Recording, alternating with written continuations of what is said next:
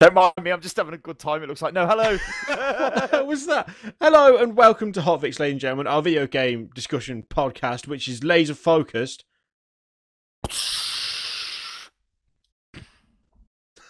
Why are you holding a craft knife or something? What the hell is that? It's like I'm on my shoulder like a parrot. Yeah. Are the blades away? What's you waving it No, around? generally, yeah, it is actually. There you go. Yeah, it's like you know when you go to Poundland and you can get like 10 of them for £1. They're like they snap off. I don't know whether you can see that on the webcam. I just it's like my letter opener because I'm all fancy shit. I used it to open the package on this Metal Gear Solid game when I didn't have to because it had a little pull thing. But I was, Which, as you pointed out earlier, the logo for that game not yeah, very no, good. it's really bad. Look at the logo. What the fuck is that just about? text overlaid on other text. And it's not even like centralized. It's just stupid. But it's Kojima, so it's all fine. Wow, he's so off the wall. Are you Anyway, sure it's Kojima? ladies and gentlemen, no, I'm not sure. This guy's name comes up quite a few times in the game, but I'm not sure A few. if he's Understatement anything of the to do with century. it. So, shout outs at the start of HOTFIX. We've got 2 new patrons. We have got Hyro Angel. Thank you for the support. And we also have Disaster. Thank you for the support. Beautiful. And as ever, I'll hand it over to Mr. Kirioth for the blurb. As ever, blurb. If you want to help As us on ever. Patreon, which Essentially, it's all really, in all, at the end of the day. as ever always works. You got to do as ever, forever and a As day. ever. Amen. You can help us out with Patreon. This is a really bad time to interrupt you, but I used the word essentially in that Command and Conquer video I made, but I used it when it was actually usable. I didn't use it as pointless connective tissue. Do you know what I've realised? I only do it when I'm talking to you. Like, I recorded Mad Max for an hour solid, and I didn't use the word once. Every time I do Steam Gift Gamble, I don't use the word once. Anytime I record Dawn of War, I don't use the word once. As soon as I talk to you, it's just you just make me talk shit, bloke, and I'm blaming you. I'm can't help putting it. the responsibility entirely on your shoulder. As always, not as ever. See what I did there? I switched it up. You can support us on Patreon by visiting the linky up there or down there. Anything you can do to help is really appreciated. Patreon literally keeps the lights on and off and allows us to produce this show, because without it we wouldn't be able to do it. And it means that Sty can mug off to the camera flashing the lights that he... I was having a disco bloke. Your money will not be disco used dancing to time. feed Stylosa's disco habit. It will be used to create HOTFIX. And our its sister show, even, Pubcast, which is on Saturday, which you should all go and watch because it's just as good as this. And it's amazing. And we know you love it anyway. The plug is over. The plug is finished. So, for the first... Well, the plug socket and turn it on. The plug is never over. We have an amazing topic, bloke. We talked about something similar to this not that long ago on HOTFIX. And a lad's name has come up again, because this is the tale Oh, God. The Xbox One promoter settles FTC charges that it deceived consumers with endorsement videos posted by paid influencers. Influencers, even. Influencers? Influenza. Is that a disease? Yeah, influenza you have is a disease, influenza. Yeah, that's the flu, isn't it? Influencers, yeah. So what happened here was... Christ.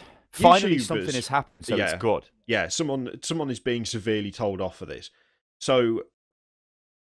Xbox One was promoted by several YouTubers, and several YouTube videos were made, and Machinima paid the YouTubers to make these videos, but they did not disclose that they were being paid for their seemingly objective opinions the FTC charged.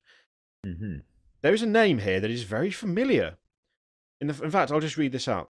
According to the FTC's complaint, Machinima and its influencers were part of an Xbox One marketing campaign managed by Microsoft's advertising agency, Starcom MediaVest Group. MediaVest, what does that even mean? Machinima guaranteed Starcom. But so you got a vest on, like It's Rapsy covered in- Nesbitt. He knows who this guy is, but you maybe he's from the UK. Rapsy Nesbitt. Where's that come from? I don't It know. must be crazy to live inside my brain. And it's covered in media, bloke. That's what it is. It's made of DVDs. Machinima guaranteed Starcom What year that is the, this? that Anyway. the influencer videos would be viewed at least 19 million times. In the first phase of the marketing campaign, a small group of influencers were given access to pre-released versions of the Xbox One console and video games in order to produce and upload 2 endorsement videos each. According to the FTC, Machinima paid 2 of these endorsers $15,000 and $30,000 for producing YouTube videos that garnered 250,000 and 730,000 views respectively. In each phase of the marketing program, Machinima promised to pay a larger group of influencers $1 for every 1,000 video views, up to a total of $25,000. Machinima did not require any of the influencers to disclose they were being paid for their endorsement, which is obviously bullshit. Now, there are a couple of names attached to this, which we don't do naming and shaming, except we absolutely do, because this is unacceptable. So, 2 people. Respondent, this is from Reddit here, this wasn't in the document as far as I could see. Here are a few more lines from the actual ruling. Respondent paid influencer Adam Dahlberg $15,000 for the 2 video reviews that he uploaded to his YouTube channel, Sky vs. Gaming. In his videos, Dahlberg speaks favourably of Microsoft, Xbox One and Rise. Dahlberg's videos appear to be independently produced and give the impression that they reflect his personal views, which of course they don't because he was paid for them. Oh, no, yeah, obviously, yeah. Nowhere in the videos or in the video's description did Dahlberg disclose that Respondent paid him to create and upload them. Dahlberg's first video received more than 360,000 views and his second video more than 250,000 views. That is absolutely disgraceful. Respondent paid influencer Tom Castle, or Cassell, however you wish to pronounce it, $30,000 for 2 video reviews they uploaded to his YouTube channel. If you're thinking that sounds familiar, that's because it's the Syndicate Project, who we talked about not that long ago. In his videos... Who I actually thought was a fairly respectable channel, because this was really the only questionable thing that channel had done before the whole thing with its self-promotion of games. It's actually involved in producing. And also, there was another thing the other day with... Yes, I believe it's got a Minecraft server, and it had a animation commission. And the idea for that was the guy who did the animation would allow Syndicate to upload it to his channel and would take half the ad revenue. Instead, Syndicate uploaded it to his channel, took the ad revenue, then took the video down, and never gave it to this guy. Yeah, I mean, anyway, the second part of that is pretty much the same. Well, it's exactly the same wording as the first, except that Syndicate Project's videos got 730,000 views, and the second one 300,000 views, and he got $30,000. So the figures are just, almost doubled, just about. Well, it makes sense because he's sort of done double the views, hasn't he, as the other guy? I mean, if the other guy's done just over 500,000 and he's just done slightly over 1 million, then it kind of makes sense. But like, I want to touch on the values, because I bet there's a lot of people out there thinking, holy shit, $30,000 to make a video. Now we probably charge $80,000, but also that is not a lot really, considering what they get. Because even in Syndicate's case, that is 1 million views on a gaming channel to a gaming audience that believe everything this guy says. And when he says this is a great console, this is a great game, there will be conversions there. Now, the people have said, but it's mainly just kids watching this stuff. It might be. But what do kids do when they go to mommy and daddy at Christmas time? What do they say? They want games consoles, don't they? And they've got 2 choices, PlayStation 4 or Xbox One. And a lot of, people who are influenced by these type of influencers, who are the younger generations, are going to be like, yeah, Tom uses Xbox. He said it's really good, Mom. Can I have one of them? That's what it's about. And this is way more effective advertising than just putting adverts out on Google AdWords, just broadcast advert, putting them on billboards, putting them on TV. In fact, TV would be massively more expensive. If you wanted 1 million views on your advert on TV, holy shit, you'd be paying a massive... And let's not forget, you have to have the advert made.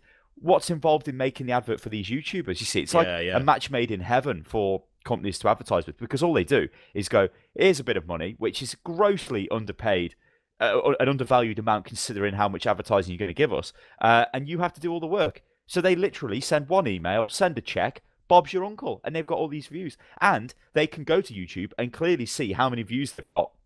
And hell, they could say to the channels who have done the promotions, can we have a look at the analytics? Because YouTube gives you massive loads of detailed stats. So you can even see the age groups involved, the countries they come from, everything. So the figures in this, the figures quoted here are probably representative of that time, because I think this was like 2013, I think it was.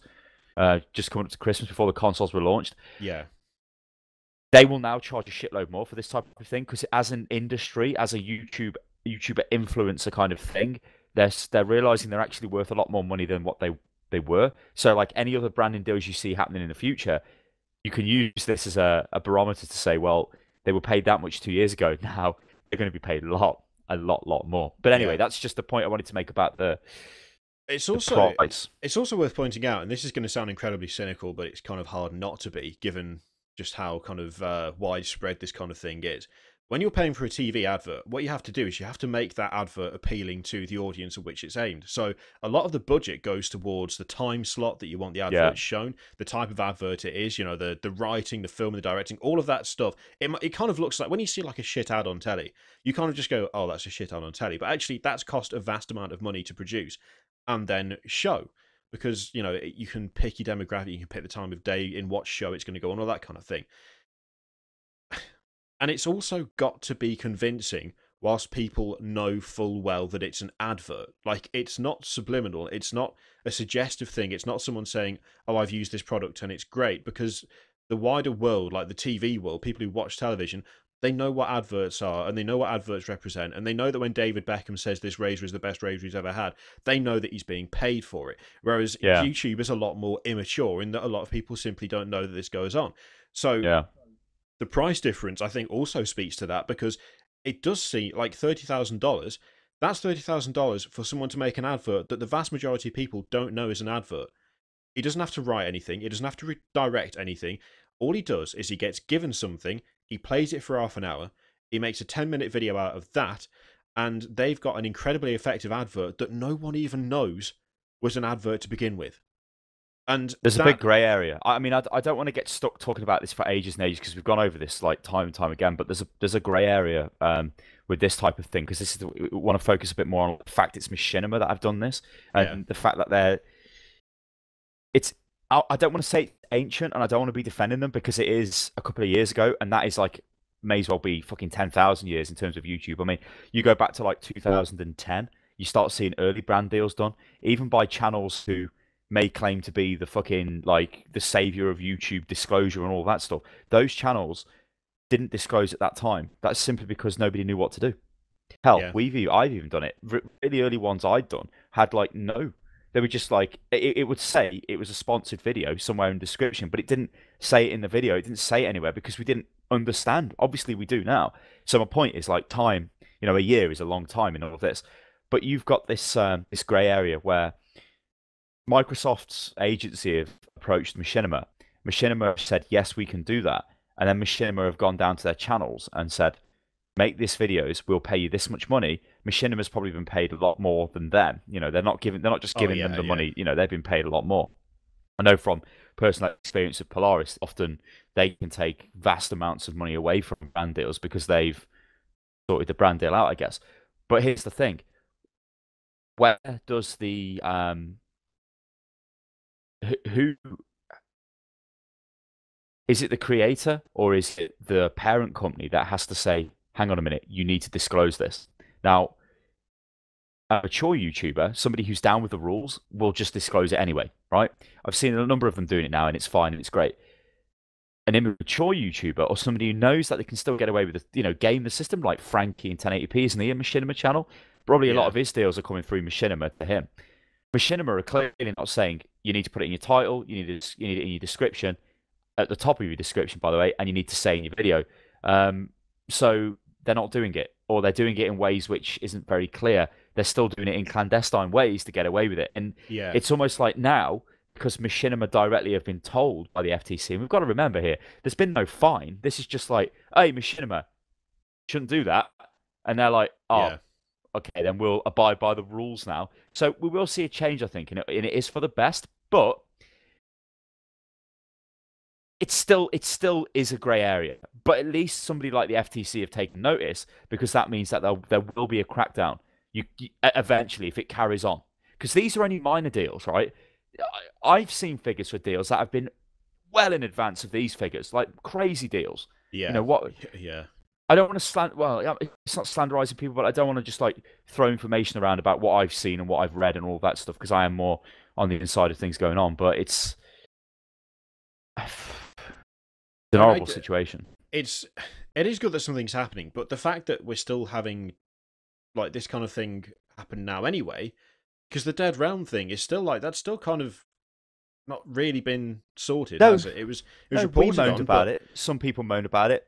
Hey, nobody cares anymore now. That's basically what's happened there. But there's been no reaction. I mean, it's good to see this happen, but this has taken, as you say, like a couple of years to actually resolve itself. And even then, the resolution is frankly disappointing, because it's just Machinima going, oh yeah, we won't do it again. Well, sorry, but what guarantee is there of that if there's no punishment attached? If there's nothing to say, well, every time you do this, we're going to fine you for this amount of money, or you're going to, have some of your power taken away, or you're going to be, held responsible properly in a material way.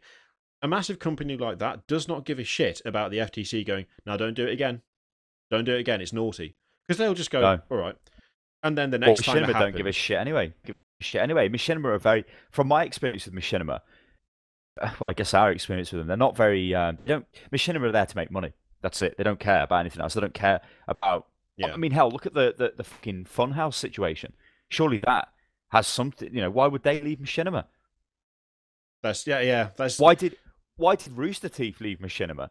Yeah, Because everyone's that's what abandoning they Machinima. were part of Machinima. They left them, and then now Funhouse is part of Rooster Teeth's network, ain't they?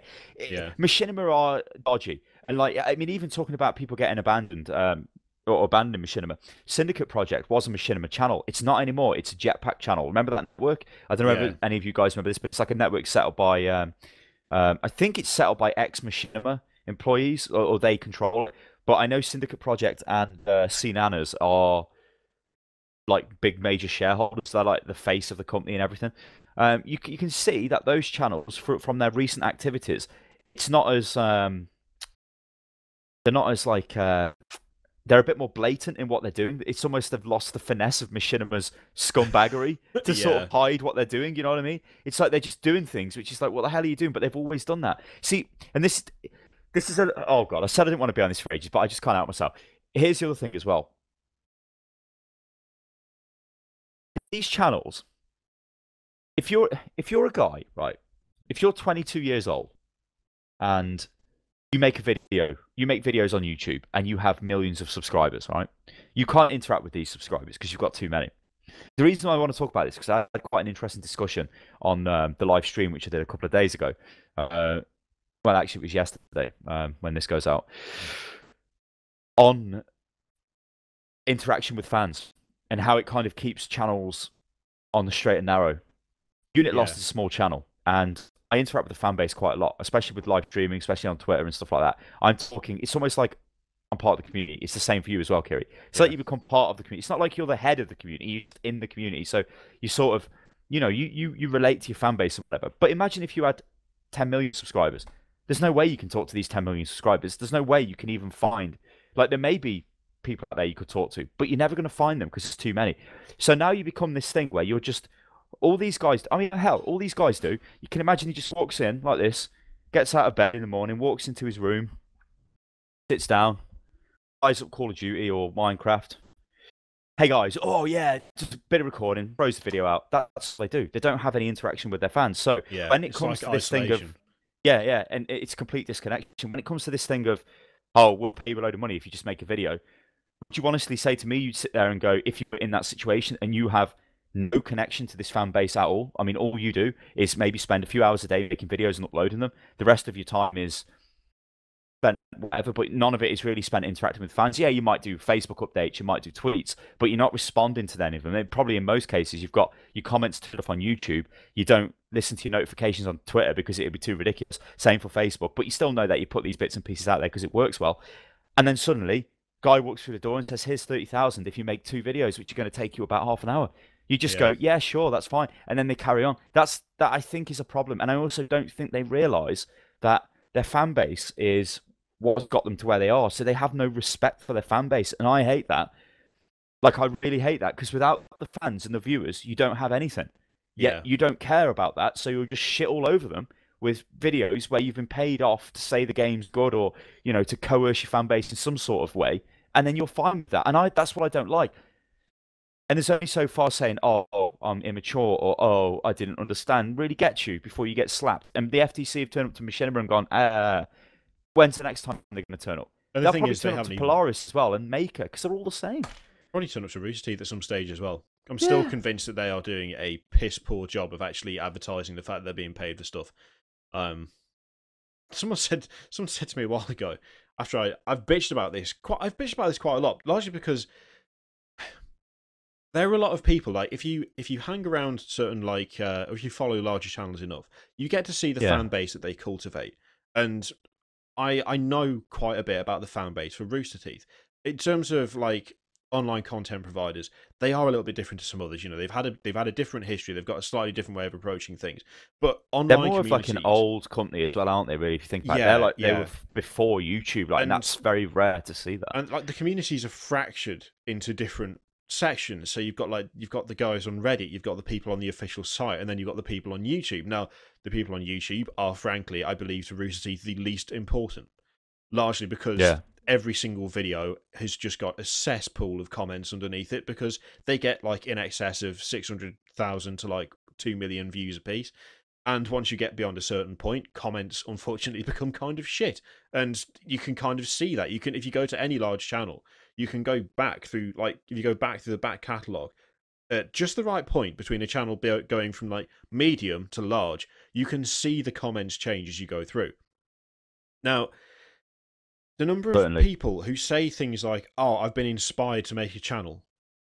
Oh, I really like what you guys do, so me and my friends have made our own YouTube channel." Now, obviously, the chances of them getting big enough to accept the same kind of branding deals that Rooster Teeth take is quite slim. You know, YouTube is very saturated now. There's a ton of channels all doing the same thing, and it takes a lot to stand out, and it takes a lot to get any traction. So, you know, the four guys who've just gone out and bought 10 quid headsets and plugged them into their computers with an Elgato each, it's unlikely they're going to get that far at this point in time. But say they did. Say they watched Achievement Hunter, they love Achievement Hunter, they love the way they do the videos, you know, it's six people just having a laugh playing a game together. Who doesn't like that? They get to the point where, oh, wow, we've been offered some money for this. Well, like 90% of the stuff I've seen from Achievement Hunter, which is blatantly sponsored, has not mentioned the fact that it's sponsored. Or it'll have a Yeah. really shitty thing in the description, which is like, "Thanks for making this possible." Which, by the way, some people say that's a good disclaimer. It's not. It's bullshit. No. You could make the argument that just the company It's making almost the as game good in the as first... sponsoring us a free copy. Yeah, you could make the argument that just making the game in the first place makes the video possible. So Yeah. what the fuck does that even mean? They get offered money, and they're like, "Oh, cool." And if we just say, "Thanks for making it possible" at the bottom of the description, that's okay. That's what those guys did, right? "Oh, yeah, we'll do Yeah. that." And that to me, that's bullshit. That's a set of people being led astray by people who should know better and probably do know better, but choose not to do better because the system that they Oh currently have yeah, in place they know better. They know better. makes it They are easier they for do them. know better. It's like Frankie. He knows better. And the They thing, do it because they know they can get away with it, and they cleverly do it. So it's engineered in a way where it's not blatant. Like, it isn't like we're ignoring your rules, Mr. yeah, FTC. yeah. It's, we don't really understand your rules, guys. Can you help us? That's what it is. And this So is when the crackdown comes after them, it's like, oh, we never realized, but we'll do it in the future. It'll be fine. the problem Yet that we've I made have. millions off it Yeah, prior to that. yeah. I mean, the problem I have in it, this doesn't just go for Rooster Teeth, it goes for other channels as well. There are so many companies, so many channels, and again, Rooster Teeth is just the easiest example because it's the easiest to see. If you go onto one of their podcasts, they say, "Thanks to whatever company." There's like a mattress company, there's like Alpha Brain and a load of other stuff. It's like, "Thank you for sponsoring our podcast." And then they do a sponsored read, an ad read. It is an advert. They tell you it's an advert. They say, we've been told to say this. If they like it, or if they've used it, they will testify to the fact they've liked it and used it. If they haven't, they won't say anything else. But it is perfectly clear and obvious, just from the With fact that they podcasts, say it. hang on a minute. Podcasts do this quite well, because I started listening to quite a lot of podcasts, like not just gaming podcasts, although I'll use gaming podcasts as the example. So if you go to iTunes and you look at like the top 5 gaming podcasts, you download them all, Yeah. listen to them. You've got like Giant Bombcast, the Co-optional Podcast, Brewster Teeth Podcast, and that. All of them, I mean, they're all fucking sponsored by Crunchyroll, which does my tits in. But all of them are like, it'll be like, and now a sponsored advert by Crunchyroll, and then they talk about it, and it's like, yeah, you get that straight away. You understand that it's a sponsored thing. So why isn't it at the start of a YouTube video? And this is why what is it pisses me acceptable off. for it to be in a podcast and people are fine with it? And these podcasts still get, hundreds of thousands of views in their audio only format. It's like, well, what's the difference? Is it Apple? Are Apple saying if you don't, it's not Apple? But I mean, don't think it is, because what's going on? I don't think it is, because I mean, to go back to the recent example, they live stream it, so they have the live stream, and Exactly. then if there's stuff that they've put in there that they don't like or they think is over the top or get complaints, then they cut it out before they release the audio and the video. So they could easily get round, they could add stuff that they could do whatever they like to fulfill iTunes requirements. But it's this really, like, absolutely stupid double standard of, here's our podcast. It has literally been paid for by these 3 companies. These are the ad reads for these companies. Thank you for giving us money. And then you go to a video and they're playing some MMO that they've clearly got no fucking interest in. Yeah. And no one understands why they're playing it. And they've clearly been paid to do so. They've been flown to fucking Germany to do so. But all it says is thanks for making this possible. And it's like, it did not impact your listening figures or your viewing figures to have 3 paid for adverts, which you read out on one production. So why the fuck are you trying to hide what you're doing in the other production? Like, what sense does that make? And this is the big problem for me. It's not just a case of being dishonest. It's the fact that it shows a complete disregard, not just for the rules, but for the people who are watching your stuff, because you're just playing them. Like, you're playing them, and there's obviously no need. Like, it wouldn't be better, but it would be more understandable if there was a clear and like obvious requirement that you hide it. Like, if you did the podcast with the 3 sponsors and it got fucking no views and all the comments were, oh, fuck this, I'm not watching this again. Oh, it's been sponsored, this is bullshit, blah, blah, blah. Then I could at least then understand why you go to some lengths to, like, obscure it in other videos. But if you're doing one production whereby it's fine to do it there, and then doing another production whereby you are making it as obscure and difficult to work out as possible, then that's just you being an arsehole. There's no purpose to that. They're maximising their revenue. That's all they're doing, and it's like they are being arseholes, but it's fine to be an arsehole. This is why I've learned.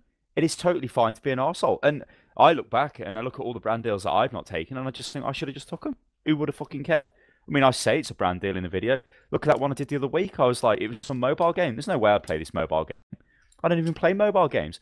But they come up to me and they're like, hello, would you make a video on this? Because we're trying to get exposed like mobile game channels. And I'm like, sure, what's the deal? I want to know what they want. And they just said, anything. They just said, well, it wasn't anything. It was between 15 and 30 minutes long, we reckon. And I was like in video length, and I said, all right then. So I turned up, recorded it, and I'm just like, this is, at the start of the video, I've been paid to make this video, so anything I say, just take it with a pinch of salt. Let's go. And I just sat there and played it. I haven't touched the game since. I won't play it again. But when I was playing the game, I just said, this seems all right. Like, it'll be something you could play on a train, or, if you were traveling somewhere, because it didn't honestly seem like a bad game. They're generally not bad games if they're going to pay to promote them, let's face it. And there we go. And I look at the comments on the video, and it's just like, there's no negativity. In fact, there's comments like, oh, thanks for telling us it's a sponsored video, but we always do anyway. But I don't get why, like, a larger channel has to be, especially when, like with the Rooster Teeth example, when they clearly say in their podcast audio versions that it is an advert, why do they decide to be all clandestine about their, well, even in their video podcast versions as well, about their other stuff that are just straight up game videos, and not say, is it because they know that the podcast has well, they will know the podcast is an older demographic because they can see the stats, whereas Achievement Hunter is just 10-year-old kids, and you don't want to tell them you've been paid, because I tell you what, a lot of jealousy when you see on YouTube and on Twitch and places like that, the hateful comments and things on Reddit where it's really like aggressively, like ultra hateful towards these YouTube people, is because they are jealous of those YouTubers. They're jealous of them. They want their job, and it's like, that's not fair. Why can't I have their job? That is fucking shit. They think, oh, they just sit there playing games all day and blah, blah, blah. And, it isn't that. Although at the start of this video, I did say, can you imagine Syndicate or whatever just walking in and playing games and recording it? But they obviously do a lot more as well. They're doing all their business aspect shit as well. They're not just like playing games and magically making loads of money. But my point with them was they just don't seem to have, well, they've got a total disconnection with the fan base or whatever. Anyway, fuck this. I'm sick of it. I want to see more crackdowns. And I want to see who gets wasted next. And I want to see somebody to get fined as well. And it would be very interesting to me if a YouTube channel got hit and it was suddenly like, you need to take these videos down, or we're going to do you, or you owe us money in damages because you've been falsely advertising products. Yeah. Well, if we're going to talk about people getting all ragey and stuff in the comments, then we'll move on to this, which is, I'm not going to play the video, obviously, because that'd be stupid, but this is a video from GameSpot. Why Mad Max got a 6 out of 10. Okay. Now, this is a video that was put up for their series, The Lobby, which they basically get people on, from GameSpot to talk about games they've played and reviews they've given. And this is in reaction to the fact that GameSpot gave Mad Max a 6 out of 10, and people didn't like that because apparently, if someone doesn't like the game you like, then they are They're an piece idiot, of shit, and you're they a should just wanker. you're fucking just get the fuck I out. hope you die. Like, yeah, you fucking die. I mean, which In a Dawn of War? car crash. Which Dawn of War would you say you prefer? Honestly, I think 2. you'd say two. Two. Well, in that case, if anyone at home wants to answer that, if you say Dawn of War 1, you're a fucking moron. And you don't know what you're talking about. And it's Dawn of War 2 is clearly better because fuck you. And that's the entire reason. Essentially, that is just what this is. That is literally what it is. It is just people going, I actually quite like the game.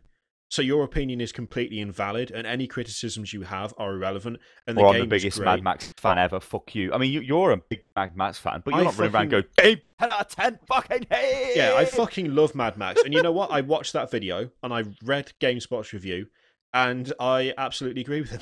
I honestly do. I'm loving the game, but it's absolutely shallow.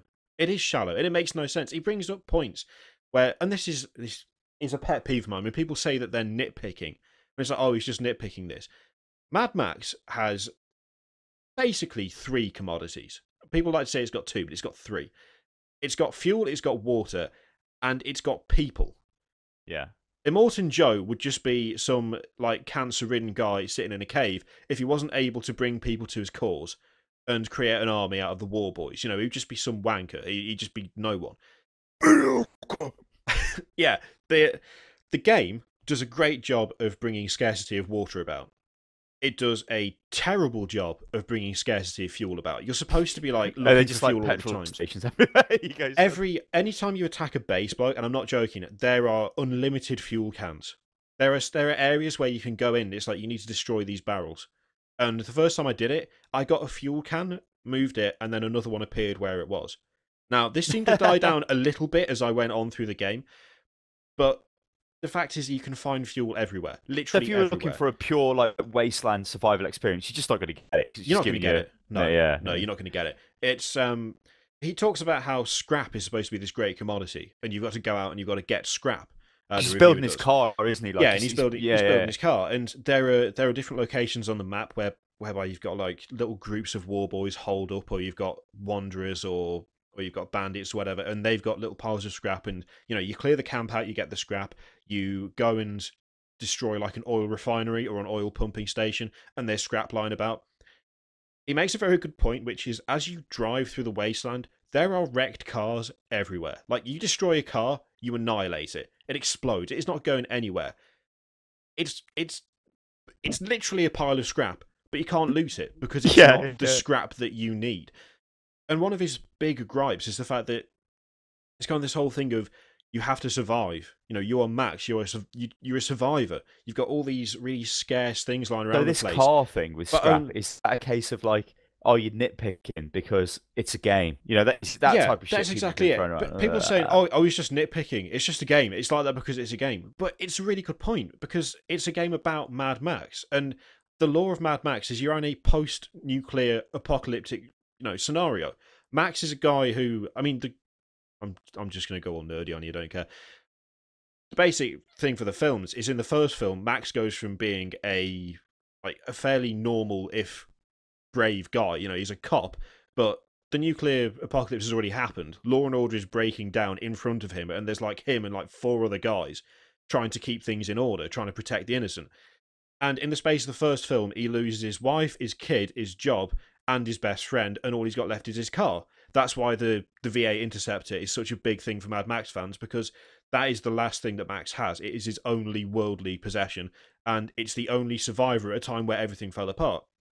So then you go into 2, and he's still a survivor, but he's got his car, and he's still got a little bit of humanity. He's prepared to help people in exchange for more help. So, he's okay to try and give people a hand, as long as they give him a hand back. But beyond that, he doesn't want much to do with them. That bites him in the arse, and he's left without his car because it's absolutely wrecked. It gets destroyed. And the people that he's trying to help, or thinks he's doing a bargain with, leave him for dead. They just all drive off, and he's just left there in the sand with nothing, literally nothing. Thunderdome is pretty much the same, but Thunderdome doesn't count because it's a shit film. But it's the same kind of deal. Tries to help people, but then it all goes wrong, and he's left all alone again, as happens every time. By the time you get to Fury Road, I mean, I don't know if it's the official chronology of it, because even I George know, Miller, it's just like even George Miller don't doesn't even know. listen to He's it. actually said, he's like, I don't really know what the chronology of these films are, but I just made it up. I take them as they've come out, like as that Yeah. being the order, because it kind of makes sense to me. Because by the fourth film, he's got post traumatic stress disorder for a start. I mean, he's hallucinating. He's having auditory and visual hallucinations. He has gone from being kind of, I will help other people for, cheers, dog, for, assistance in return, to, I'm going to leave these 5 women in the desert to die because fuck them, I'm out of here, which is, something that happens very early on in the film. By the time you get to, like, the game, for a start, it's not the same Max. So the game doesn't make any sense in any of the Max universes, because he is all about going around helping people, making deals with people who are clearly untrustworthy, and is just like, yeah, I mean, you're a warlord in the middle of a massive stronghold, but I'll absolutely go and take out all these bases single-handedly for you and increase your power. It's like, it Yeah. doesn't really make sense with the Max character. With the stuff with the scrap, it's like, in the films, scrap is a big deal. They trash Max's car at the start of Fury Road. They don't just leave it there. They get the car and they take it back to the Citadel, and they rebuild it, even though it's a wreck. They beat all the panels out, they buff it out, they strip it down, they rebuild the car, because it's such a valuable commodity. Cars are like the thing. They're like a display of power and status. If you've got a car, then you are someone in the wasteland. Except in the wasteland in Mad Max, there's just scrap everywhere. Like, there's bits of car everywhere. There's chassis everywhere. There's bodies of old cars that once were used and now are just piled up in the corners that they don't matter. And that's not how it works. And the game is like, the game tries to impress on you the fact that, scrap is this big thing, water is this big thing, fuel is this big thing. It's all so rare. Everyone is on the verge of dying of thirst. No one's got any fuel. Scrap is really hard to come by. And yet the wasteland is littered by it, but you can't use it unless the game decides that's a bit you can use. Yeah. It's like, it's taken the universe. It's poor design. Yeah, it's just poor game design. I mean, I watched your video, the game is what I expected it to be. It's just an Arkham game. It's just a Batman Arkham game, but instead of Batman, it's just a. And by the way, I don't like Max's accent in the game either.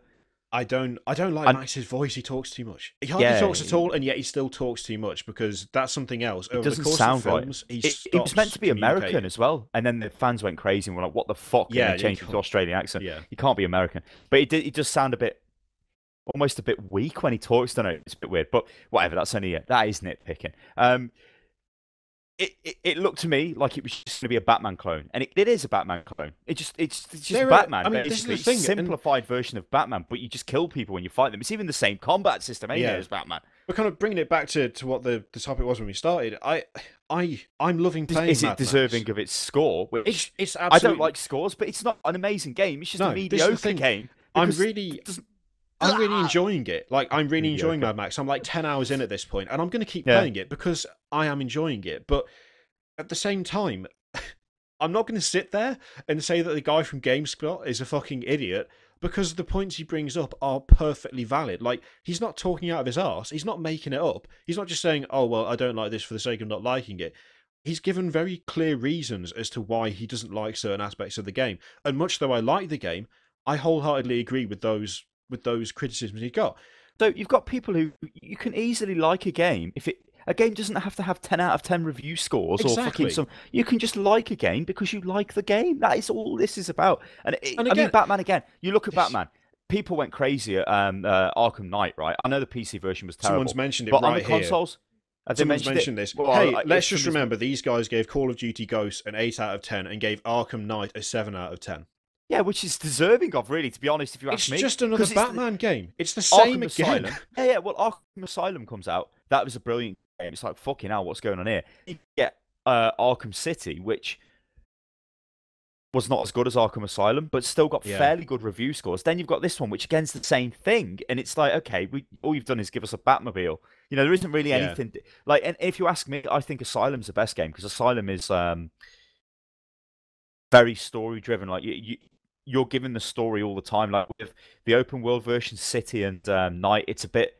I don't like them that much. I mean, Yeah, again, this is down to my personal preference. I preferred the first one because it wasn't as open worldy as the other ones. It was very kind of yeah. on rails, but I didn't care because it was such a crazy story. It's like, what the You know hell? what? Someone else is just. This is again another thing where it's like being accused of nitpicking. He makes the point that if you so much as touch a Warboy in the Magnus Open or any other car for that matter, you wreck his shit. Like he just dies. I mean, my Magnum, I can never actually say it. Magnum Opus, ain't it? Is covered in Magnum spikes. Opus, yeah. I've got boarding spikes on, so Warboys can't jump onto the car. If they try it, then they die. But it also means Because that they get impaled. if I do a power slide into someone, they get ruined. Like they just get killed instantly. I got hit by a car.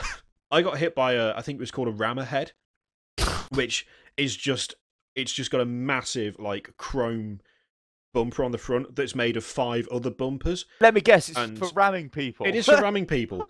And I unfortunately let my car, like, it doesn't get destroyed. You have to get out or you'll burn to death. And your little hunchback guy will fix it. Yeah, the guy from 300.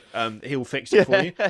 But then you're on foot, and like I was like, oh shit, I'm on foot, and there's a ram ahead, and I can't remember what the other one was called, but it's like a little speedy car, which is a right bastard because it can go quicker than you and it's more maneuverable than you. And I was like, well, this is shit. I'm gonna die here. The ram ahead hit me like full on. I just dodged this like the smaller car. The ram ahead hit me in the middle of doing a boost. Like it just fucking destroyed me. Except it didn't. It took off a quarter of my health and I just stood up again. And I was like, admittedly, yeah, in a game, you do not want to be a character whereby you just die instantly. Okay, no one wants that. No one wants to be the guy where, unless you're some nutter and you're playing Devil May Cry on insane difficulty where one hit kills you, your typical gamer is not going to be like, oh, great, I died in one hit. That's realistic. I like that. But at the same time, I expect a bit more out of like a 2-ton car which is designed for ramming walls down, fucking nitro me boosting into you to do more than just knock me over and then me stand up. Because I stood up and I shot it at the fuel tank with a shotgun and exploded it, which is fine. I like that mechanic. I actually quite like that part of the game. If you're on foot, you're not completely defenseless. You've got to dodge and you've got to pray you've got ammo, because if you ain't got ammo, you're fucked, because you're not going to get in the car because they're driving around you and hitting you and stuff. But you've got to. Well, it's like Kojima said. What did he say about suspension of? Well, this is the thing. It's like suspend your disbelief. It's like I do suspend my disbelief. Really but do need to do for Metal Gear Solid 5. I want to see more. I just like stuff like that. For me, isn't nitpicking, because I feel like that should be a bigger deal. Because again, if you want to go into the whole kind of like game versus film, I think there's a pretty good reason that at no point during any of the Mad Max films was he rammed by a car going at 50 miles an hour, which then nitroed into his face. That's because he'd die. Now, he does survive some extraordinary things. Well, again, what about Batman, bro? In the latest Batman, he's got an electrified hull on his Batmobile, which can turbo boost into guys on the street, hits them at like 100 mile an hour, and they fucking fly off this electrified, smashing off walls. Yeah. So you're telling me they're not dead? I mean, somebody made a fucking video on this. It's like, are we sure Batman's not actually killing people in this game? Because he's killing the shit out of people. Like, there's no way they could survive that. But it's just this crazy thing of becoming massively defensive over someone else's opinion, because everybody does it all the time. The fact is it's not over someone else's opinion. It's over their opinion, and it's the hate of the other opinion that You just get people who are fans of a particular game, fans of a particular thing. It can be anything in life, and they will defend it to the hill. Get fans of sports, they'll just defend their team, even if their team's doing shit, they don't care. They'll defend. It's the same thing. It's like, I really like Mad Max, therefore you're full of shit. This game should be 10 out of 10. Because fucking hell, it's a Mad Max game. We want another one. Like that, you see that argument as well. People don't buy the game or they don't give it good reviews. We won't get another one, and it's like, wow, what? What? Are you crazy? It's ridiculous. And again, every time I scroll down this bloody YouTube video, I find another stupid point that kind of reinforces the fact that it's not actual. People that don't consider they don't consider what's being written. They look at the opinion as a whole. The opinion as a whole that the guy has is that it's a 6 out of 10. So what they do is they say, well, actually, it's not a 6 out of 10 because I think you'll find that, in my opinion, this is brilliant, this is brilliant, etc., etc., etc. They don't actually address any of the stuff that is said. Like, a lot of the comments in here are not like, I don't. I think that's nitpicking, or why you. I mean, this is one of the few ones that actually addresses something he says, which is get hit by a car and bounce right back up. Come on, man, lol. What do you expect? And it's like, okay, but that's the only one that's really addressed it, and even then, it hasn't addressed it. It's just laughed at the fact that he thinks that if Mad Max gets hit by a car, he should be perfectly fine because he is apparently a superhuman. He's not. That's never been the point of the films. It's not the point of the game. He's not like people consider him to be superhuman. This is the thing. There's a big mythology built up around Max. He becomes a legend, doesn't he? Yeah, he's a legend amongst in the wasteland, but he's not a legend because he is somehow like an absolute beast. He's not like Rictus, like from Fury Road. He's not a massive strapping guy who can just hold engines up in his bare hands. He's not the guy from the games, Scabrous Scrotus, which is a ridiculous name, who apparently can take a chainsaw to the skull and survive long enough to throw you about. He's just a guy. He used to be, he's obviously got proficiency in hand-to-hand combat because he used to be a police officer, and he's quite good at driving. That is what he is as a person, but the people in the wasteland have built it up. The reason Max never gets hit by cars in the films is because he would die. The reason he never gets shot in the head is because he would die. And if you're playing a Mad Max game, you want some semblance of the film to leak into the way Max behaves.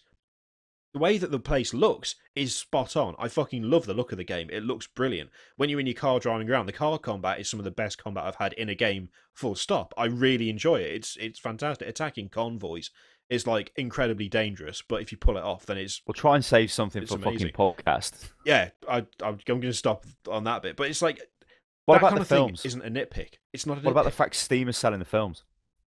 I like... You know what, that's... First time they've done this. I'm going to just switch over, just in case people don't believe us, although they wouldn't. I don't know. But here you go. As you can see, Mad Max Fury Road. So at the top of this list, we've got the Mad Max game, but then they're selling Fury Road, the original Mad Max, 1979. Jesus Christ. It's expensive, yeah.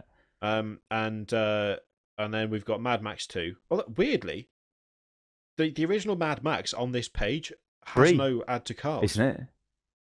So is it free? Is it free? It just doesn't say anything about it. No, maybe it isn't. I'm going to have a look. View store page. It's interesting, though. This is very interesting because I said to you tonight, before, when we first seen this thing crop up on Steam, I said,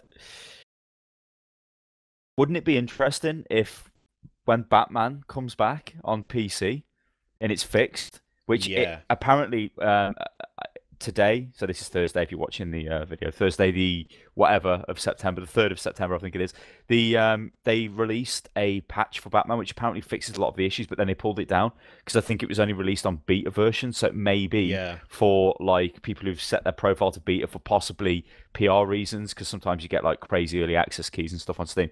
But anyway, what happens if they came out and said, oh, you know what, because we fucked up the game first time, because I think it's Warner Brothers, isn't it, that do Batman? Yeah, I'm sure it's Warner Brothers. Yeah, so because it's the same deal. They've got the rights to the game. Yeah, because you said because they've got the rights to the game and they're publishing the game basically and the films. So why don't they give you Arkham? No, what is it called? The Dark Knight for free. Yeah, I think because you bought Batman. If they did something like that, I think a lot of people would be like, "Oh, that's cool." Most people have seen the film, but just to be giving it, like, what? I mean, where is Steam going to go with this? I mean, there are problems with film studios and publishers because obviously there's going to be loads of companies that's going to be all mashed together, and it's like, fucking hell, we're not selling like the Transformer games. Are we going to see like loads of Transformer films on there? Who knows? I think it's got like a bit of a legal minefield unless the one studio owns all of it, kind of thing. Yeah. But it is interesting because this just sort of came out of nowhere. I mean, Steam has had films on it before. It's got things like the indie game, the movie, and it's got the Dota documentary, and it's got other things on it, which I thought, it might be the esports documentary, I'm not sure. So it can do it, but to just suddenly go, Mad Max game, and all the films as well. We've never sold any films before on Steam this. Hollywood blockbuster films. For me, it's just a very clever marketing move by Warner Brothers because they distribute the Mad Max films, and of course they published the Mad Max game. So they've obviously reached an agreement with Steam whereby they release the game, and it's a really good opportunity for Steam as well to branch out into selling this kind of stuff. Like, I think when they said they were going to start selling films and stuff, and when they started selling music, like the soundtracks to games and stuff like that, Yeah. You kind of wondered, when are they going to start pushing this more? Like, what is this going to lead to? And I think it's kind of been answered by this. I think they're going to start releasing. They're going to start having films being put out. Now, they couldn't. I don't think they could just do it. Like, if you just turned up, if there was no Mad Max game, and suddenly Steam was selling the Mad Max films, it would be like, what the hell is this? Why are they selling this? I don't get it. They need, I think, tie-ins like this to kind of launch it, to kind of push it, to make it seem normal, because it does make sense. Like, it does make, to release one of the most popular films of the year along with the game of the same name makes Yeah. perfect sense. And by extension, selling the 3 films that came before that also makes sense. It's like, oh, well, you've seen Fury Road, but have you seen the other 2? Oh, you're playing Mad Max. Did you know there was a film from 1979 in there? You know, that kind of attitude fits a lot more than, oh, by the way, here's a load of films. Because with one of those cases, people are just going to go, I don't understand why this is being sold here. But when they go to buy Mad Max and it says, would you also like the a copy of Fury Road, they're going to be like, oh, I hadn't thought about that, but yeah, I could do that. It does make sense. I think we're going to see more of it, and I think you're right. If they turned up and were like, oh, Arkham Knight users, here's the Dark Knight for free in Blu-ray quality or something, that would be amazing. Whether they would actually do that or not, because I suspect it being Warner Brothers, they're probably going to decide that just fixing the game is reward enough for sticking it out, because they're not the best with this a lot of the time. But it would, again, would kind of make sense. A big relaunch of Arkham Knight, where you can also buy the Batman films on Steam. Well, I think, yeah. I mean, And they've also, got a lot of damage oh control shit, to do with that shit game. I've only just thought about this. With the Steam box coming out and the little Steam Link thing, Yeah. and they're moving to taking on the consoles and, oh, take your gaming library downstairs. It really does make perfect sense to have. Imagine if you could have a platform whereby all your favorite games and all your favorite films are in the same program, and all you have to do is press a button, and you can either play Batman, or you can watch any of the films, or you can play Mad Max, or watch any of the films, so on and so forth. They're definitely going to be doing this more. They've got to, surely. I think we're going to see Steam moving into other areas, like mobile game applications and shit like that.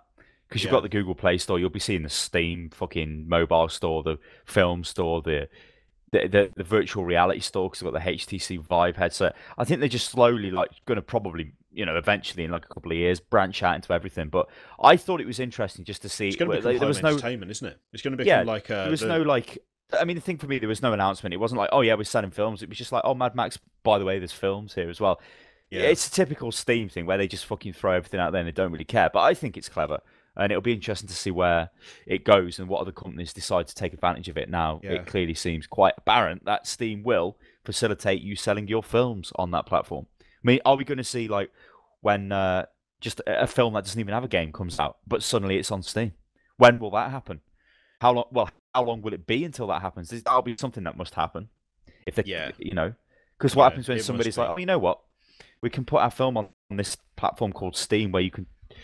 Well, actually, I say that they might not, because you know what film studios are like with piracy. Because if the film's downloadable, Yeah, but then they then might be again, like, Steam is well, you get DRM it in and through of iTunes itself. though, don't you? Yeah, but you get it through iTunes films as well, don't you? So I Yeah, I don't, guess it doesn't really matter. I don't think that'll be a barrier. Yeah, I don't think that matters. Although I have to admit, I don't have any idea how films or videos play through Steam. I haven't got any, so I don't know. I don't know how it works. I assume it plays through Steam itself, but then I think it does. Hang on. I'm sure I've got Indie Game the movie or some shit. Let's have a look. Indie. it's just something I've never actually done. I know you could get. I think it was Indie Game the movie was free, wasn't it? It might still be free. Thinking about it, but Yeah, might not be. No, Indie Game the movie.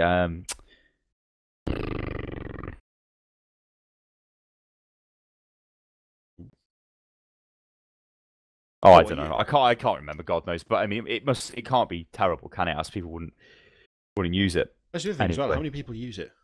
Be interesting to see how many people actually downloaded the Mad Max films through Steam. Not that they'll release those figures, I don't think. But mind you, was Well, Steam I Spy said to you, showed you? didn't I? It's not that accurate, but it'll Mm. probably show you something. I looked at oh God, what did I say? Oh no, I've totally I forgot. can't remember. I'll tell you what. Let's go onto well, something else I have a good rant about. Unpacking Deus Ex: Mankind Divided, Convoluted, augment your pre-order program. So this is the thing. Why is it a thing? It came with the worst video ever, which oh yeah, it's down there. I might show you that if you're looking. You mean worse than the Evolve free weekend video? Oh, actually, no, with yeah, it's Harley not, from. It's not the worst video ever. I take that back. So I'll read you a little bit of this. Deus Ex: Mankind Divided deals with the theme of human augmentation in a slick Blade Runner-esque sci-fi world, but here and now in the real world, the game's publisher Square Enix is dealing in the business of augmented pre-orders. In the spirit of choice, Square Enix, or Squeenix as they will now be known, has put together a special program called Augment Your Pre-Order. This lets you choose the digital pre-order bonuses you want to get for your day one edition of the game, selected from 5. Oh, I hate that. Look, see this. Oh, hang on. Day one edition. I hated that. Why? What's the difference? Oh, I've got day one edition, mate. Of fucking difference is you get a bit of text at the top. Right, back here. So this lets you choose the pre-order bonuses. Yep. There's 5 different tiers which unlock progressively. Each tier includes between 1 and 3 rewards. The first tier is automatically unlocked, but all subsequent tiers are unlocked based on predetermined and secret global pre-order goals for the game. That means there isn't any goals. There isn't, actually. No. That just after a few, certain amount of time, they're just magically unlocked. Overcome the division of mankind and unite. To fully unlock and augment your pre-order is the marketing My blur. webcam's just super quality for some reason. It has. I'll take it. We'll keep it like that. We'll come back to you in a sec. If you participate by pre-ordering the game, you get to choose 1 reward from each tier. The rewards within each tier include in-game item packs, digital books and music, as well as an in-game mission. Oh, dearie me.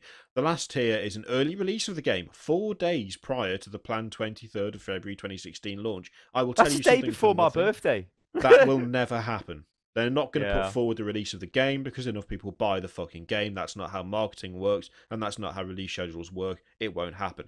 Meanwhile, if you can't be bothered with the pre-order program, it wants everything it has to offer. The Collector's Edition includes all the in-game content and rewards from the Augment Your Pre-order program, as well as physical items that were decided by a community vote.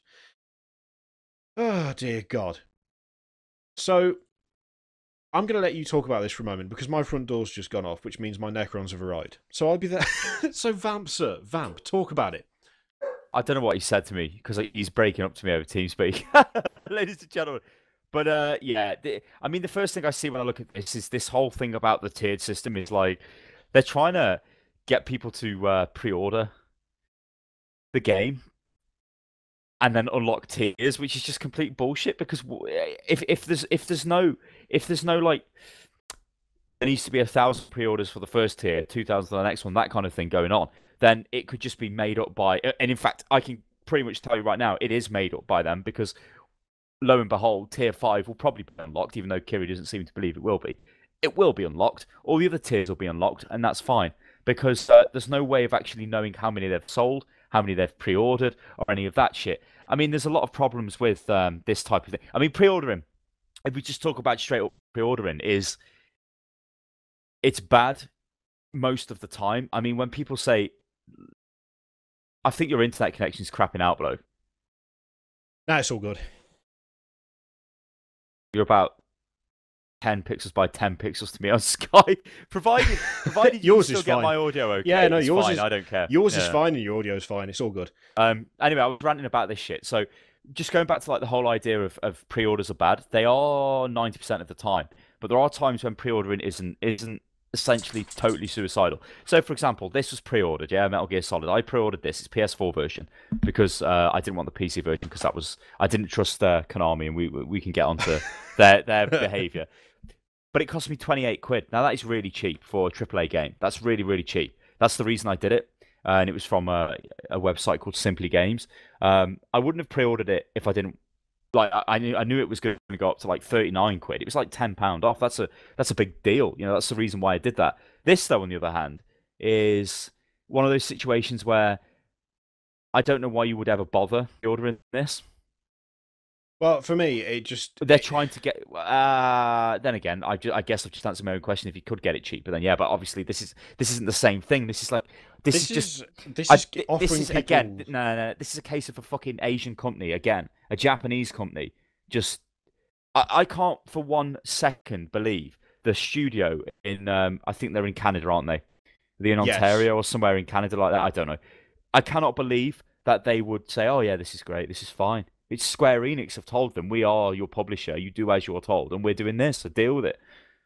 It's just bribing people to pre-order the game. That's all it is. It's saying, Yeah, oh well, but if you pre-order, yeah, then but you get this shiny thing. Oh, and if enough people if pre-order, if you you get tell this your shiny mates to thing as pre-order, well. yeah, but we're not Yeah, going to tell you the figures that are required to actually unlock the tiers because they're yeah. not, and they'll all be unlocked before the game launches. And In fact, I they'll swear to increasingly God. unlock. There'll be like press releases every couple of weeks. It'll be, "Oh, tier two's unlocked." Oh yeah, I would be genuinely Really? amazed, honestly amazed if they do the 4 days early thing. I don't think No, I they think will. they will. I think they will. I think it's just. I think Do you it's think that? bullshit, but it's See, like the ultimate prize, and it will unlock at the end. I think see, they'll all I unlock. was thinking they wouldn't do it because it would like fuck with release schedules. But then again, That they probably will is have their just release made schedule. yeah, they will have just made that The the release schedule. 19th. There's been Yeah. no intention of releasing it on the 23rd ever. They've Yeah. just put that out there because it's always going to have been released on the 19th. And of course, the more people pre-order, the more rewards you get, and you get the game early. And then, but the best thing is, you get the payoff at the end. Yeah. I think you're right. That is just the release schedule, and they've made it look like it's a community thing because this is like that's the even better reward. You get all your tier rewards. You get your shiny hat and your stupid in-game booklet and your shitty An extra in-game sticker mission, pack, an which in-game mission pack. let me have a rant here about fuck these off. bastards. They did this with I always forget the name of it. The last Revolution. Deus Ex, yeah, Human Revolution, where the missions in Hong Kong, if you didn't have the DLC, you just didn't get to do them.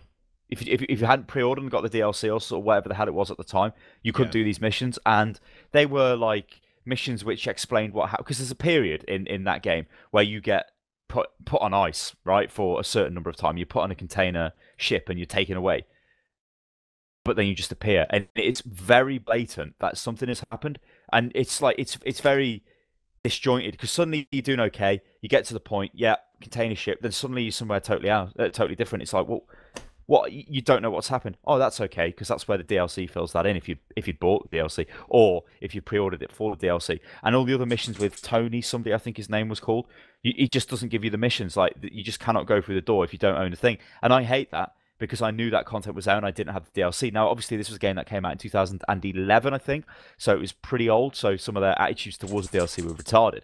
This though is exactly the same because it's like if these tiers don't get unlocked, although I fully believe they will get unlocked, extra mission locked behind pre-order. I hate that. That's the worst kind of pre-order. Like it was the same with what was it? Was it Mortal Kombat? One of the characters was locked behind. Was it Goro? Yes, I think it was Goro. It was Goro. It was Goro. It was Goro. Stupid. It's the same kind of thing, and the problem is that the only way to get companies to stop doing shit like this is to not pre-order. But unfortunately, we're not the ones in control of that. Sadly, the internet as a whole is not in control of that decision. And don't listen to the ranters and raven neckbeard freaks on Reddit. Go, don't pre-order, you idiot. It doesn't matter how many people on Reddit they're say like that. 0.1% of the entire bloody population. I mean, this was the thing I was going to talk about, and I forgot about. And with that launching on the reason why that launched on September the 1st, when Metal Gear Solid comes out, which you might think will be slightly suicidal, is because Mad Max's Blu-ray versions came out that day. Yeah. So it makes sense that they go out that day. But like me and you had an interesting discussion about that because I was like, oh, Metal Gear Solid. Everything I am exposed to media-wise, you know, you look at all the game websites, you look at Reddit, you look at whatever. Everybody's talking about it. I look at my Twitter feed. Everyone's talking about it on Skype, you know, the chat groups and whatever. I mean, everyone's talking about Metal Gear Solid. It's like, well, everybody obviously likes Metal Gear Solid. But like Kiri said, the man on the street walks in to game, right? And now to put yourself in the position of the man on the street, it's really hard for us to do and probably hard for all you guys to do watching this because we're not men on the street, are we? We're people who are like gaming or whatever. It's like our primary hobby sort of thing. We know everything about it. Average guy walks in the street into like a game shop and he looks at what's for sale and he sees Mad Max and he sees Metal Gear Solid. He may know what Metal Gear Solid is because, yeah, you know, it is a big franchise. It's not like this little shit thing. But Mad Max, you know, he's probably watched the film. It's one of the biggest selling action films ever. You know, a lot of people are going to know what that is. I always use my dad's a good measure of this. If I went up to him and said, which game do you think's bigger, and showed him Metal Gear Solid and showed him Mad Max, He'd be like Mad Max. He really likes Mad Max. He likes the old Mad Maxes Yeah.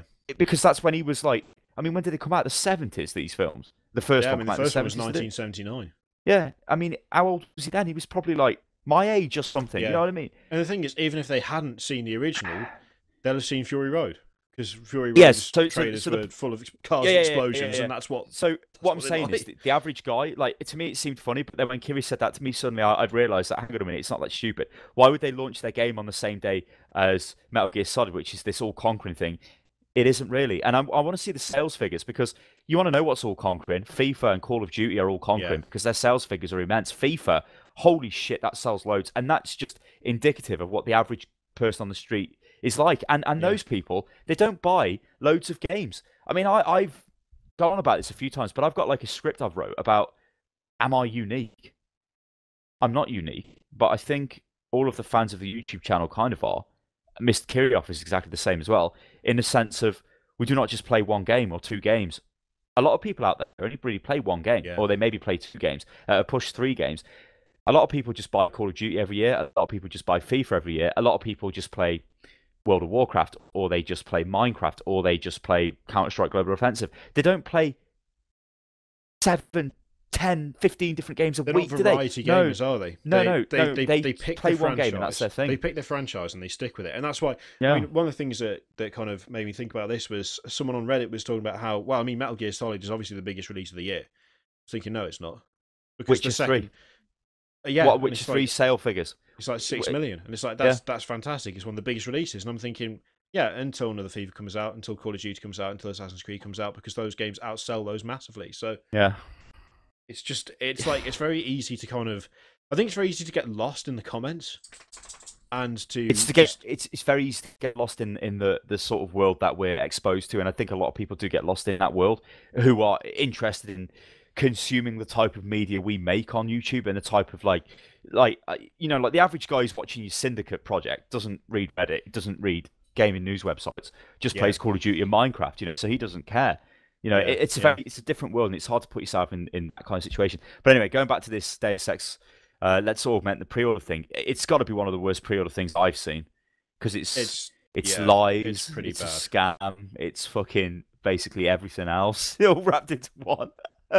It's just I really can't stand stuff that is overtly cynical, and this is like really overtly cynical. We know we can get a load of money out of people before the game's even released. So here's some stuff that is not going to make any difference to your gaming experience in any way. But if you buy it now, then Jensen can look slightly different, and that's brilliant. Or you can get an art book because everyone who's playing the game really wants to log out of the game to look at the art of the game they were just in. It's just non-rewards. It's non-rewards in a situation where you shouldn't be offering rewards to begin with, to get people to buy the game before it's out, so that they can then say you've done a great job at doing something which we were going to do anyway. It's just really, really shit. I mean, I don't like talking of pre-orders as a whole, there are some pre-orders which have been okay. Like if you pre-order a game and maybe get the older versions of the game, and I think The Witcher did it. Like you pre-ordered The Witcher 3, I think you got Witcher and Witcher 2. Yeah. Okay, they're cheap. They're cheap to buy on their own, but that's a slightly more enthralling reason to pre-order because you're actually getting something straight away. Two bloody you're not games. You're not getting like nothing, or you're not getting like because I really don't understand people who pre-order games for no reason.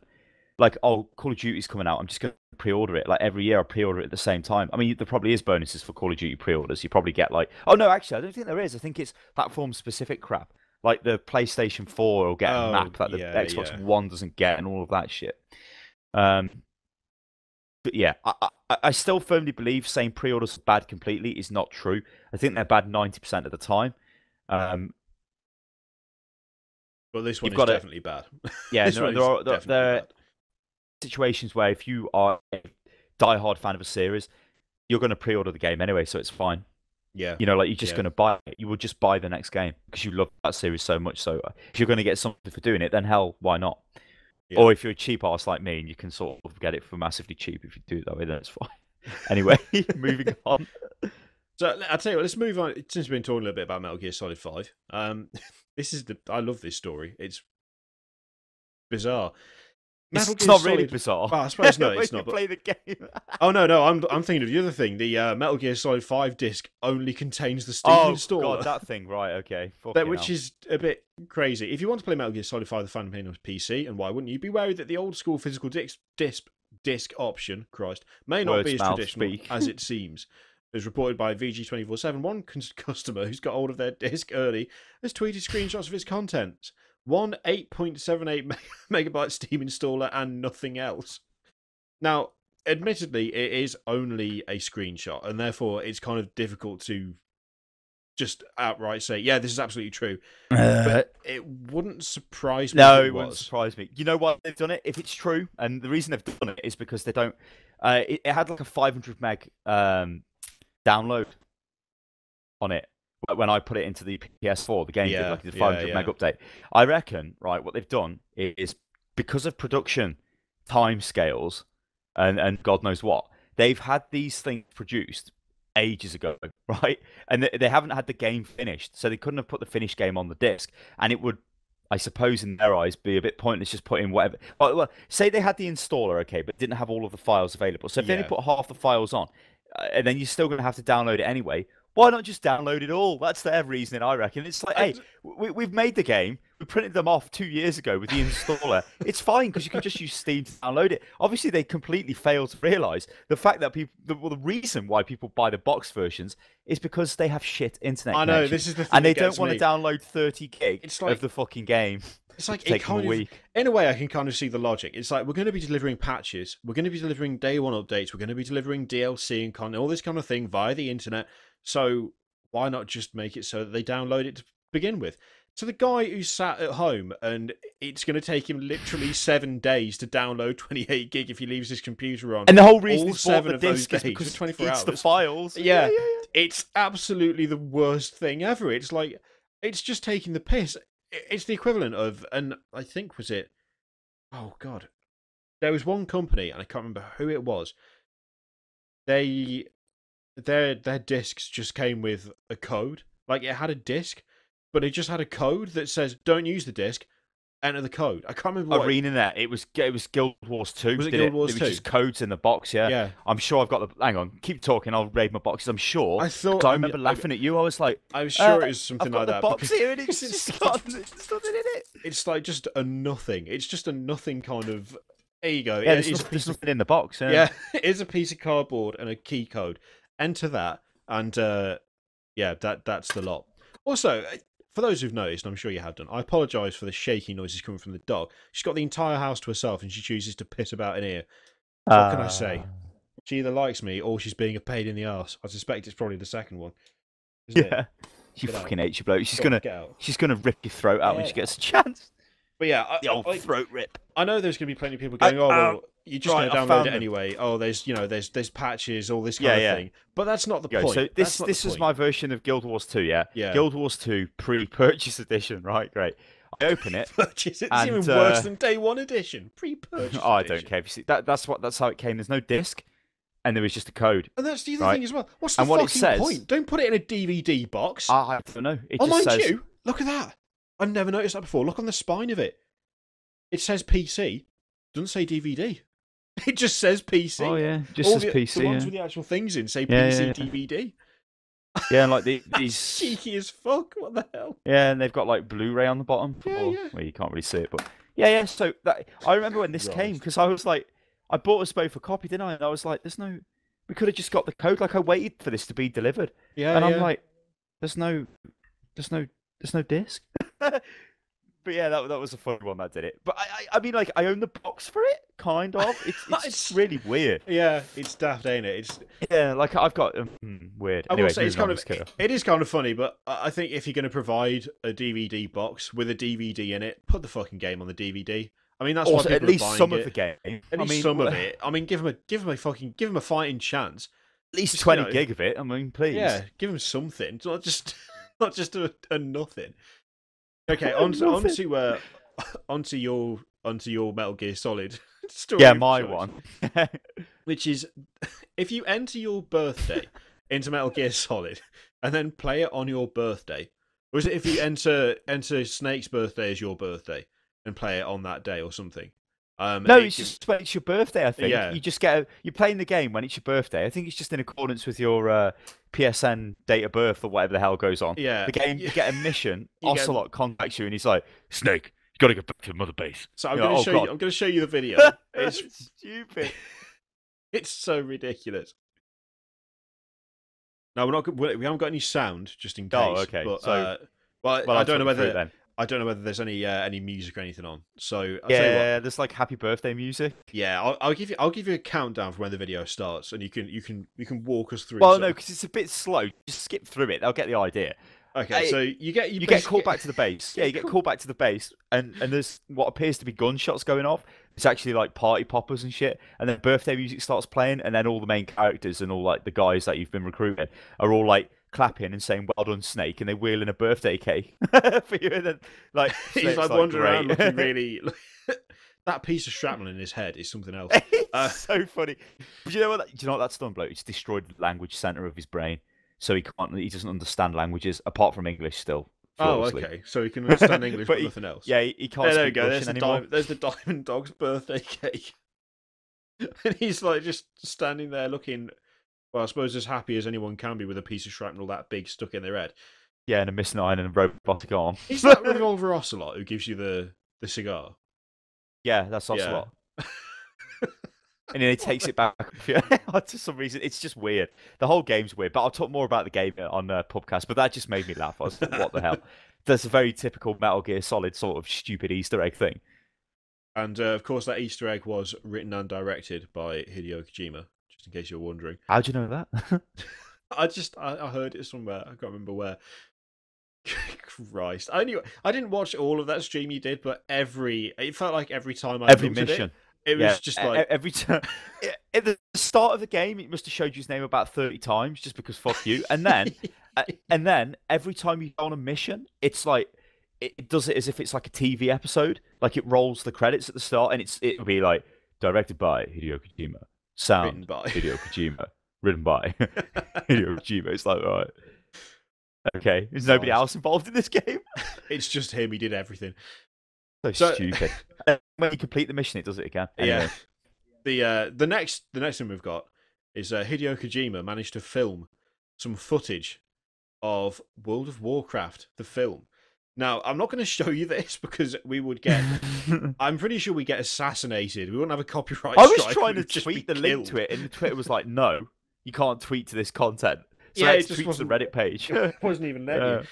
So, if you want to go here and have a look at the footage, now it doesn't help that the footage seemed to be recorded on a phone camera from approximately 8 years ago. Where did they get this from? And it was like Russian people. Where have they got it and it from? had like user ID stuff all over. I don't know, but honestly, I know it was like the most low resolution, blurry potato footage you could possibly get of something, even given it was leaked. It looked just kind of like stupid to me. That's the only way I can describe it. Yeah, It's like, I think it's set around the Warcraft, isn't it? The original Warcraft, and yeah. it's just.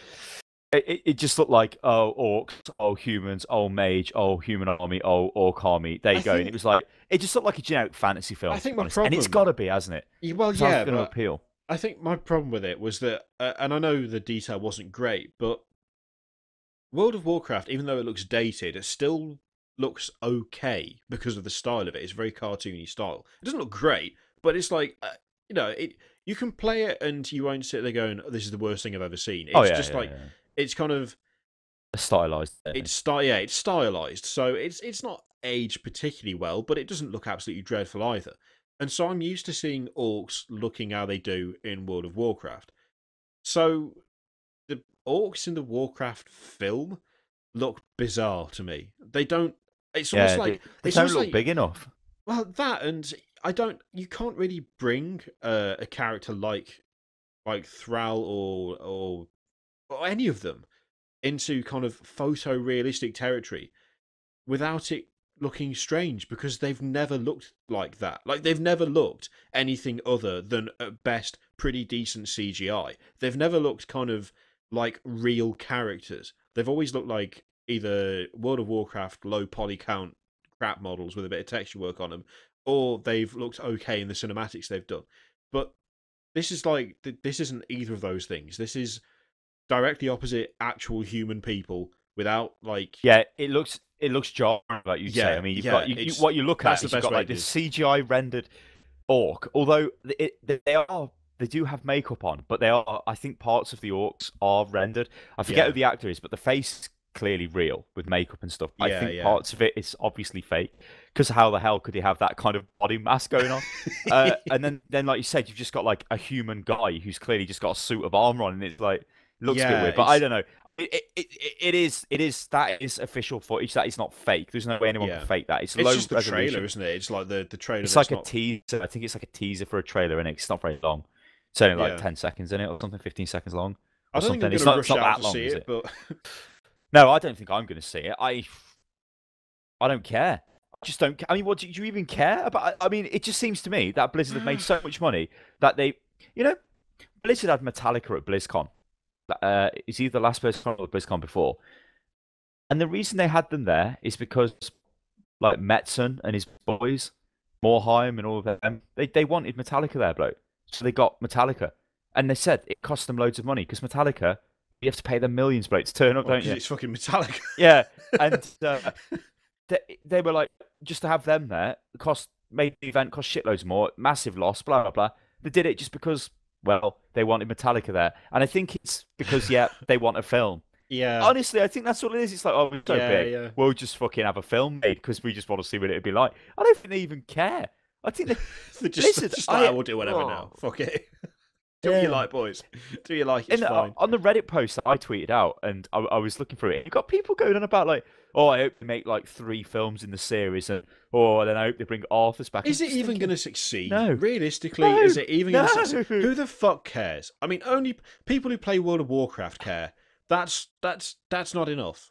Sorry, but that's not enough. To have a massive blockbuster on your hands that, earns a shed load of money, that's not enough. And given how World of Warcraft has been getting less and less popular, and the player base is falling and falling, I don't think they're going to come back for the film. I don't think they're going to be like, well, I stopped playing the game 2 years ago, but yeah, I'll go and see the film. I don't think anyone's that fussed.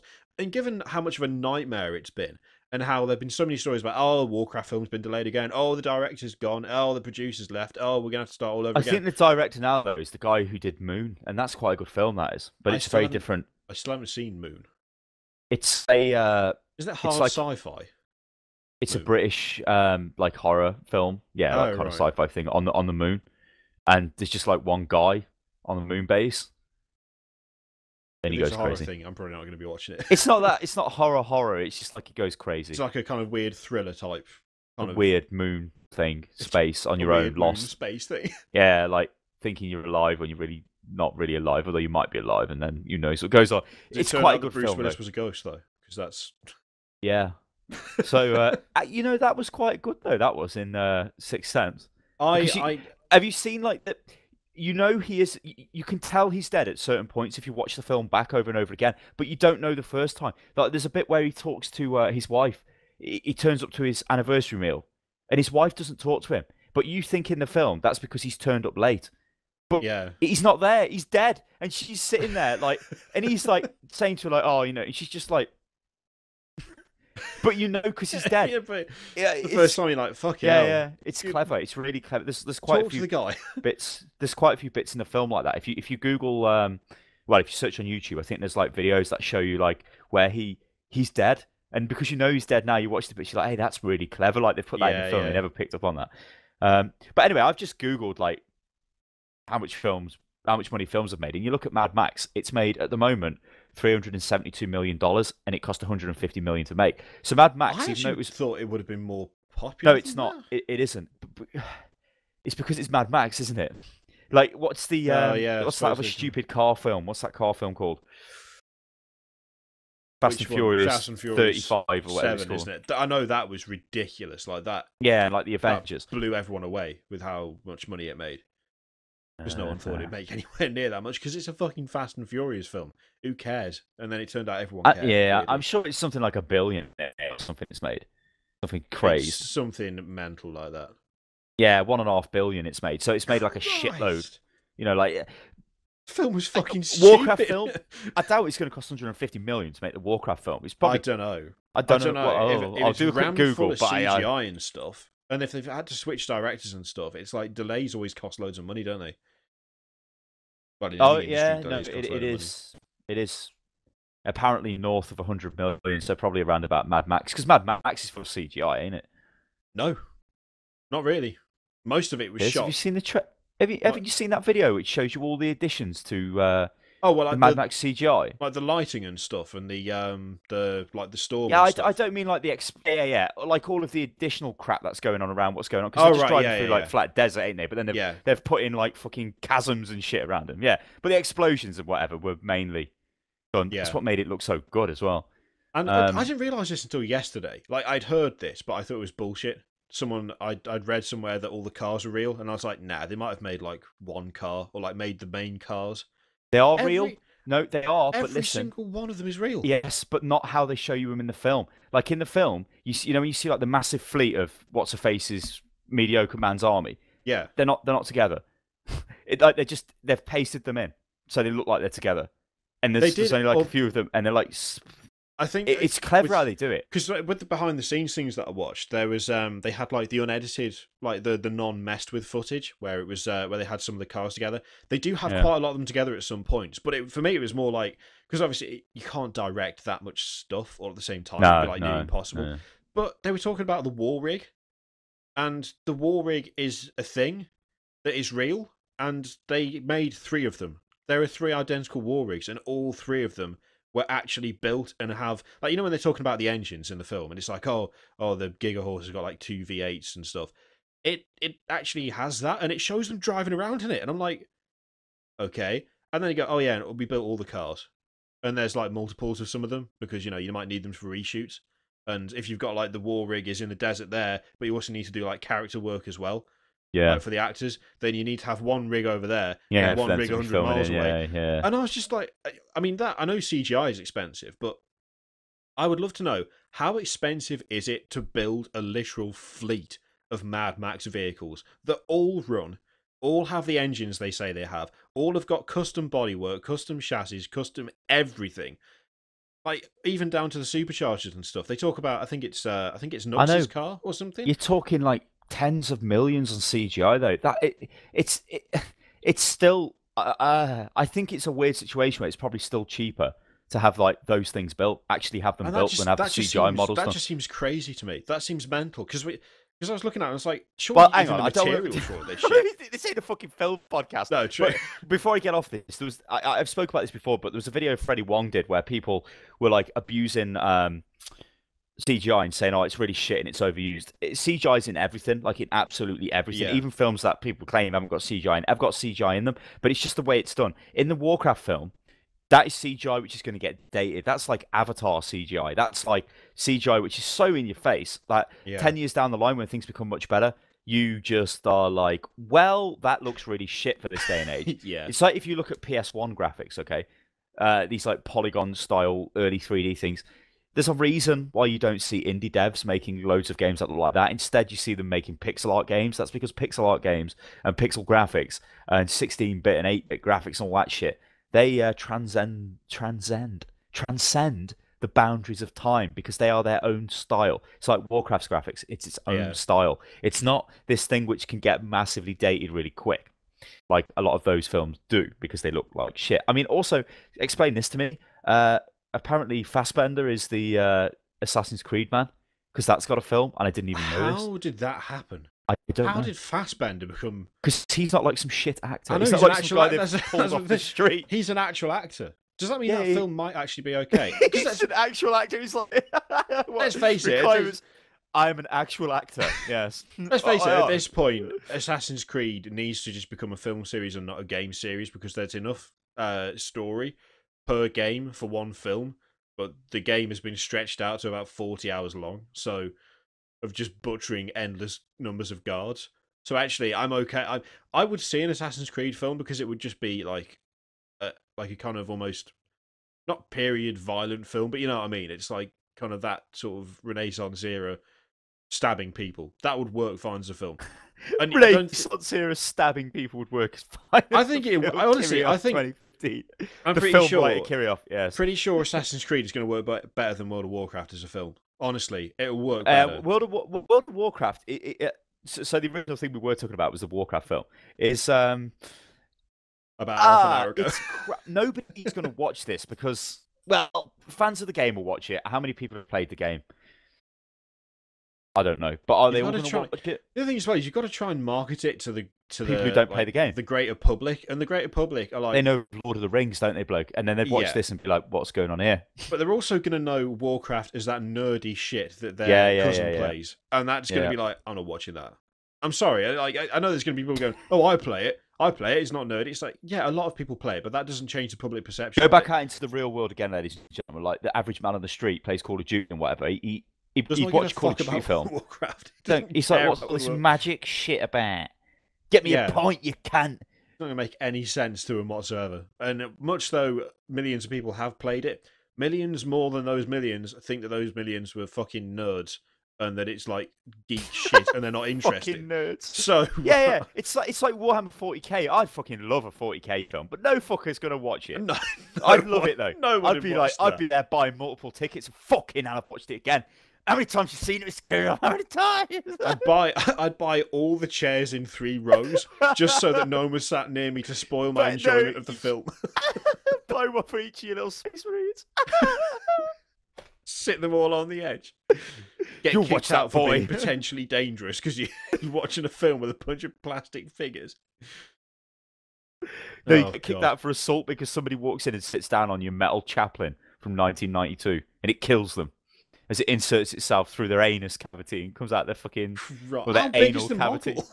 Right, you've got a Warlord Titan. I don't know how somebody missed this though, and they sat on it and it killed them.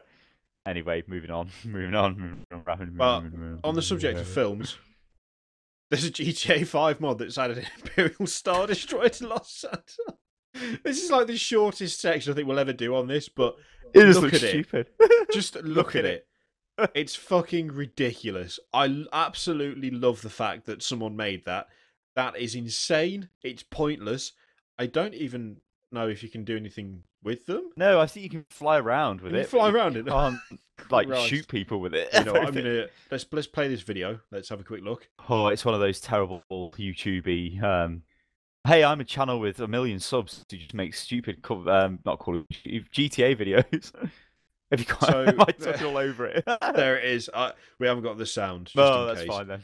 But yeah, that's a Star Destroyer. Just trying to see if there's a better sort of closer angle of it.